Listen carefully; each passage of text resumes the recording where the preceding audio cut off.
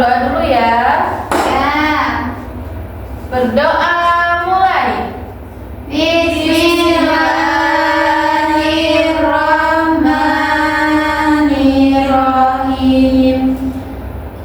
Raditu billahi rabba wa bil islami dina wa bi Muhammadin nabiyya wa rasula. Rabbi zidni ilma warzuqni fahma. Amin. Oke, kita absen dulu ya. Mareta, Hadir. Rahma, Saya Bu. Farhan, Nggak. Najwa. Hadir Ibu. Oke, hari ini kita akan belajar Sabar. tentang sejarah masuknya Islam di Indonesia.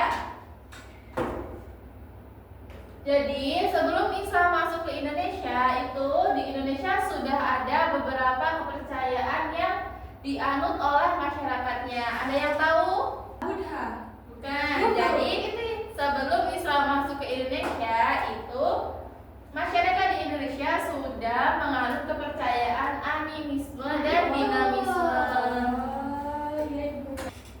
Ada ahli yang berpendapat bahwa Islam itu masuk ke Indonesia pada abad ke-7 Masehi. Nah, pendapat ini bukan sekedar pendapat aja kayak dia bikin seenaknya, itu bukan. Jadi ada beberapa bukti yang mendukung kalau Islam itu masuk ke Indonesia pada abad ke-7 Masehi. Nah, bukti yang mendukung itu salah limanya dari yang pertama dari catatan sejarah kerajaan Cina.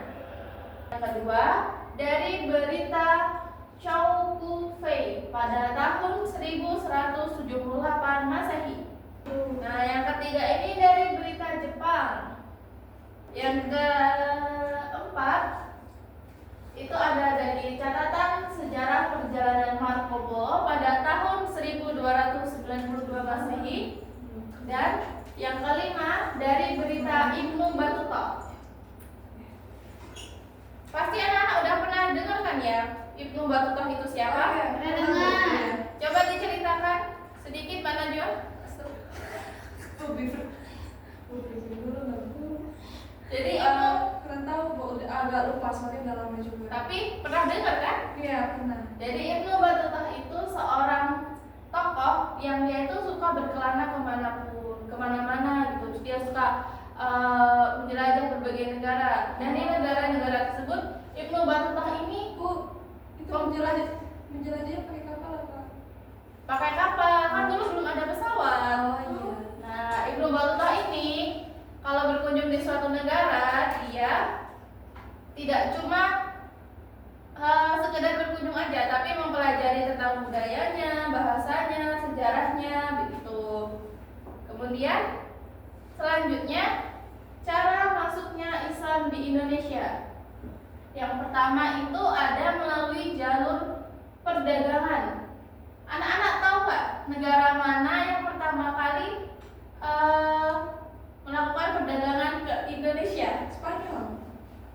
Jadi negara yang pertama kali melakukan perdagangan dengan Indonesia itu dari Timur Tengah dan India. Oh iya. Jadi mereka itu awalnya kan hanya berdagang karena di Indonesia ini kan banyak rempah-rempah. Terus mereka kan sangat menggemari rempah-rempah ya. Jadi hubungan perdagangannya itu berjalan dengan baik. Nah, lama-kelamaan budaya yang dibawa dari India, dari Timur Tengah itu juga diserap oleh masyarakat Indonesia gitu. Jadi kebudayaan dari mereka itu diamalkan juga oleh masyarakat Indonesia. Nah, yang kedua melalui perkawinan. Jadi mereka orang-orang pedagang asing ini banyak yang menikah dengan masyarakat pribumi. Jadi ada akulturasi dari kedua budaya ini. Oh, jadi itu salah satu cara buat mereka bisa masuk ke Indonesia juga. Iya, betul. Kemudian yang ketiga itu dengan pendidikan. Faktor pendidikan berpengaruh dalam penyebaran agama Islam di Indonesia. Seiring munculnya para ulama, kiai, atau guru agama yang kemudian mendirikan pondok pesantren dan memiliki banyak murid atau santri. Nah, jadi diawali dengan jalur perdagangan itu, kan mereka tuh juga misal dari Timur Tengah, mereka juga punya guru-guru besar gitu kan. Kemudian guru-guru besar dari sana itu mendirikan pondok pesantren di Indonesia. Begitu. Ada yang ingin ditanyakan anak-anak? Belum Bu, cukup. Cukup. Berarti dari perdagangan terus kemudian mulai berke pendidikan gitu Ya, jadi dari perdagangan, kemudian pernikahan, kemudian pendidikan. Berarti Nah, itu lebih ke hal positif atau negatif Bu? ini positif, Oh, positif. karena kan agama Islam masuk ke Indonesia melalui 3 jalur ini dan menggantikan kepercayaan animisme dan dinamisme yang selama ini dianut oleh masyarakat Indonesia. Oke, materi kita cukup sampai di sini. Untuk tugas minggu depan, anak-anak merangkum tentang Wali Songo. Baik, mari kita tutup pelajaran kita hari ini dengan membaca hamdalah. Alhamdulillahirabbil alamin. Terima kasih untuk perhatiannya. Kita akhiri. Wassalamualaikum warahmatullahi wabarakatuh. Waalaikumsalam warahmatullahi wabarakatuh.